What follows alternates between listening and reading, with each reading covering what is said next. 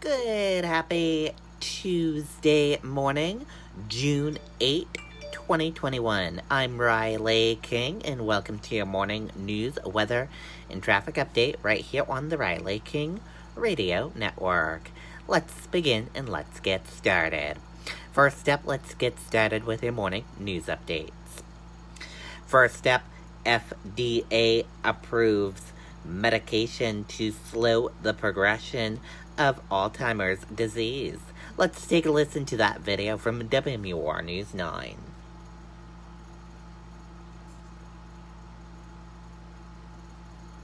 At Verizon, we want to give everyone a 5G phone on us with all the entertainment you love, like Disney Plus. The first new drug for Alzheimer's in almost 20 years for the nearly 6 million Americans and approximately 26,000 Granite Staters living with the progressive brain disorder. The Alzheimer's Association Massachusetts and New Hampshire chapter says it's significant. This is really a very, very important day and a step forward. The drug aducanumab, marketed as Aduhelm, was developed by Cambridge, Massachusetts-based Biogen and a company based out of Japan. Regulators say it's the only Alzheimer's drug that can likely treat the disease as opposed to managing symptoms. This therapy slows the progression of the disease because it addresses the underlying biology, one of the hallmarks of Alzheimer's, which is amyloid plaques. One study showed the drug, which is given by infusion every 4 weeks, slowed mental decline, but it's not without controversy. Some independent advisors warned the FDA the treatment does not reverse mental decline. There was, of course, some controversy and very complicated sets of data that many people had different opinions about. But importantly, the FDA actually approved this today under accelerated approval. Biogen says a year's worth of infusions would cost about $56,000. The Alzheimer's Association says it's working to make sure those costs would be covered. Try to ensure that both Medicare and Medicaid cover this and that private insurers cover this. The drug is approved for those in the early stages of the disease. It's not a cure, but it could give people living with the disease something precious. We talked to so many people with the early part of the disease and said, if I had more time, what I would give for that. Charisse LeClaire, WMUR News 9.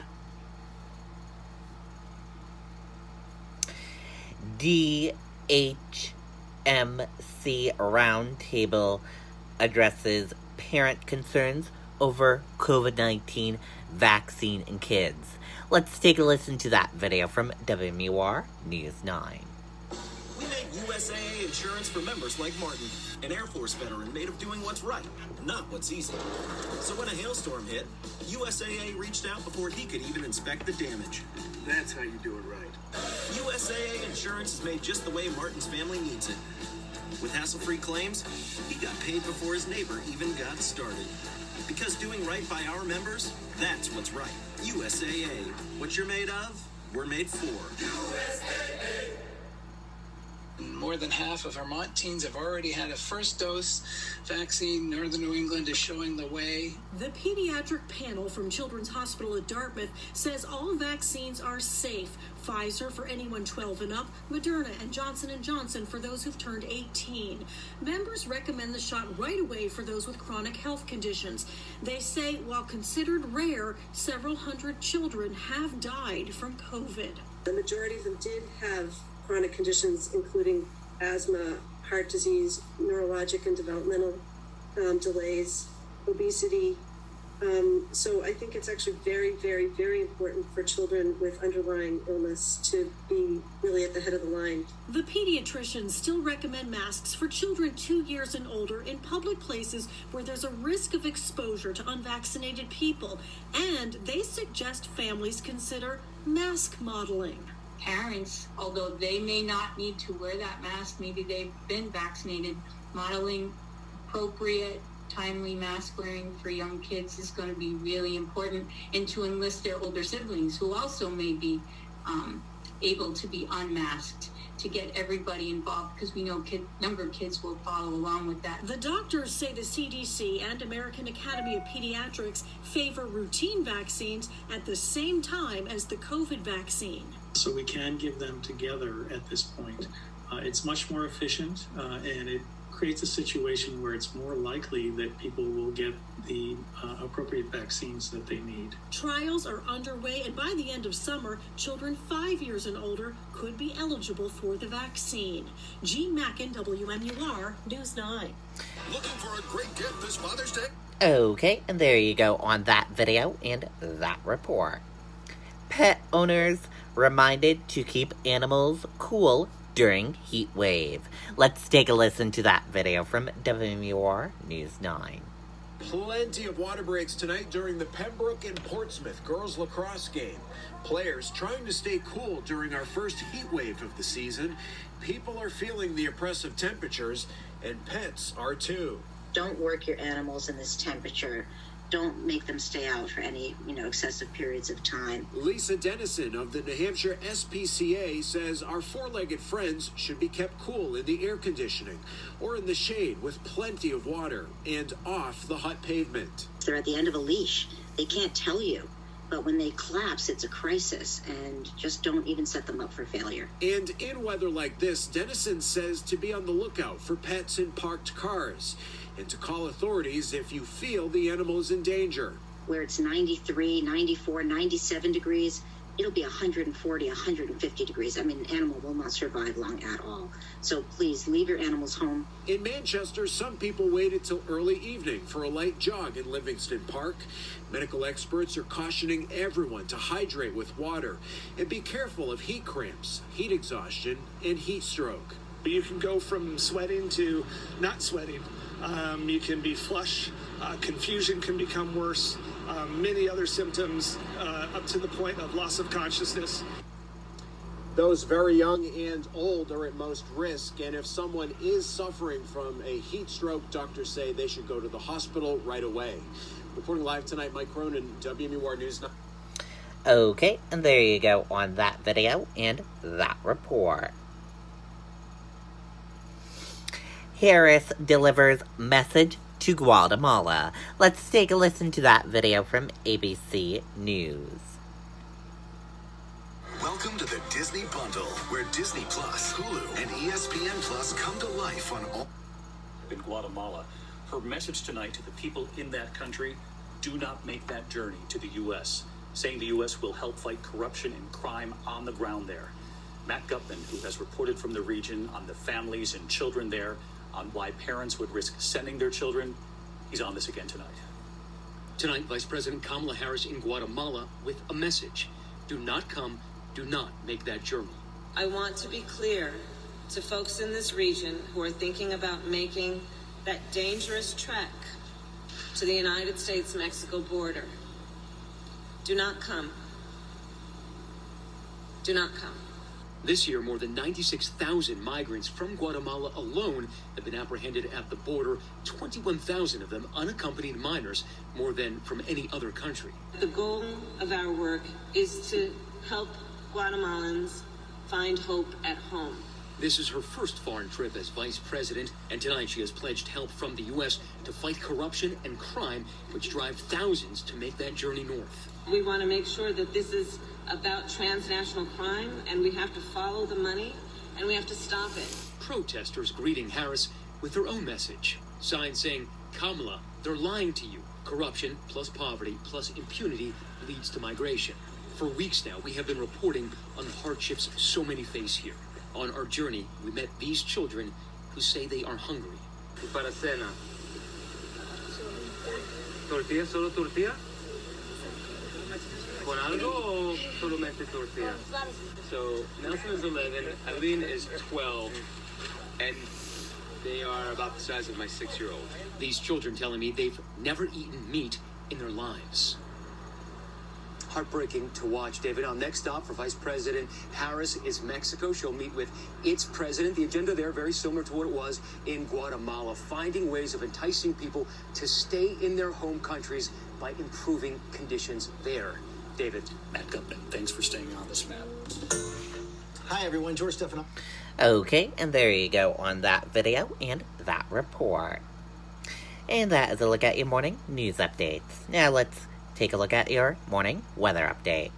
Heat and humidity returns for another day. Let's take a listen to that video from meteorologist Eric Quaglar. I'm going full hooligan. Thanks for clicking on the WNUR.com. I'm meteorologist Eric Weglars. It is a very uncomfortable evening, rather morning outside across much of the state. Temperatures, take your pick, in the upper 60s, if not the upper 70s at this point, and we haven't even hit sunrise. So it's going to be another uncomfortable day, and the real piece of the story here are the dew points in the 60s and lower 70s. So this is very humid, if not tropical territory, and while we'll mix some of this moisture out with the sunlight this morning, I think it's still going to be the most uncomfortable feeling day that we've had in this heat wave stretch, and we'll talk about this in more detail in just a moment. We have a few thicker clouds and even some showers and downpours beginning to bubble up from the west, and the trend is for a lot of this action to slide east as we go into the second half of the afternoon, giving us a bit of a reprieve from the heat itself. So this is the final day of the heat wave across the Granite State. Now, we are expecting unhealthy heat conditions to persist across the southeastern part of the state, but I do think we'll have a bit of a cooler end to the work week to enjoy again after we get through the last day of heat here. So the heat advisory continues for eastern Hillsborough and western Rockingham counties away from the seacoast, and the main concern here is now for the heat index. So we're factoring the air temperature and the humidity values at the ground. And when you pair the two together, we're talking about the apparent temperatures ending up in the upper 90s. So this is dangerous stuff between, say, noon and 3 o'clock this afternoon. To that point, we'll keep the red icon on locally for the southern half of the state. Points north, it's not much of a concern today, mainly because the air temperatures are only in the upper 80s to near 90, so the heat exhaustion risk just isn't as high compared to the southeastern part of the state. Other thing to note, too, is the clouds will quickly build in from the west as we go into the afternoon here. Wouldn't shock me if that actually helps us alleviate some of the heat as we go into the afternoon. Notice showers already forming across the central and western parts of the state. And you'll notice, too, a lot of these vivid pinks and purples begin to pop up as we go towards sunset. These are embedded thunderstorms that could be strong, but it's mainly a downpour risk given how soupy the air is, and this will continue for a time as we go into early Wednesday, mainly as most folks are asleep before a bit of a brightening trend for the start of Wednesday. So in terms of rainfall, it's going to be a narrow corridor of who sees a lot and who sees a little, but I think the potential exists for several spots across the southeastern part of the state to pick up a quick inch to an inch and a half of rain in the heaviest activity going forward. Tonight we'll be down into the upper 60s and lower 70s, so another uncomfortable night of sleeping weather, unfortunately. The good news, once we clear Wednesday, a cold front comes through and, well, knocks us down to a much more early summer-like reality. Highs only in the upper 70s and lower 80s from Thursday to the end of next weekend, and the humidity gets washed away too, so some really great news going forward here. Rain is expected on Friday. The real question mark is just how much. There's still a little bit of uncertainty with that. We do know the weekend, though, will not be that bright. Highs only in the middle and upper 70s with a few more showers possible Saturday and then again late Sunday into Monday. It's an important... Okay, and that is a look at your weather update. Now let's take a look at your traffic update right now.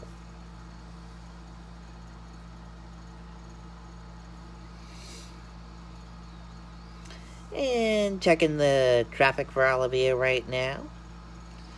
In Henniker, you're seeing smooth sailing. Hopkinton, smooth sailing with a little bit of medium pace traffic. Bow, Pembroke, and Concord, smooth sailing. Boscawen and Canterbury, smooth sailing. In Northfield and Franklin, some smooth sailing with some medium pace traffic. Chichester, smooth sailing with a little bit of medium pace traffic. Epsom, smooth sailing with some medium and slow pace traffic. Northwood, smooth sailing with some medium pace traffic. And Leeds, smooth sailing with some medium and slow pace traffic. Durham, smooth sailing with some medium pace traffic. Rochester, smooth sailing with some medium pace traffic. Dover, smooth sailing with some medium and slow pace traffic. Newington, smooth sailing. And Portsmouth, smooth sailing with some medium and slow pace traffic. And delays of 2 minutes on I-95 northbound between exit 6 Woodbury Avenue and exit 1 Dunnett Road. Average speed is 15 miles per hour. Portsmouth into Maine, smooth sailing with some medium and slow pace traffic. Greenland, smooth sailing. Rye, smooth sailing with medium and slow pace traffic. Northampton, smooth sailing with some medium pace traffic. Hampton, smooth sailing with some medium pace traffic. And Seabrook, smooth sailing with medium and slow pace traffic. 101, all smooth sailing on 101, great ride on 101. In Epping, New Hampshire, you're seeing some medium and slow pace and stopped traffic. In Raymond, there's some medium pace traffic. In Deerfield, New Hampshire, there's some medium pace traffic as well. In the Hooksett in Manchester area, you're seeing some medium and slow pace traffic in the Hooksett in Manchester area. Goffstown, medium and slow pace traffic and smooth sailing. In Bedford, there's some slow, a little bit of smooth sailing and medium pace traffic. Amherst, smooth sailing. In Milford, smooth sailing with some medium pace traffic. Merrimack, smooth sailing. Nashua, smooth sailing with some medium and slow pace traffic. Nashua, Milford, smooth sailing with medium pace traffic.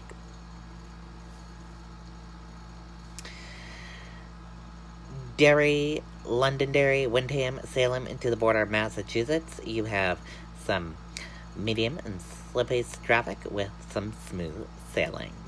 And that is a look at your morning traffic watch. And that does it for your news, weather, and traffic update right here on the Riley King Radio Network. I hope you all have a wonderful rest of your Tuesday and see you back here later on today for another news, weather, and traffic update. Goodbye, everyone.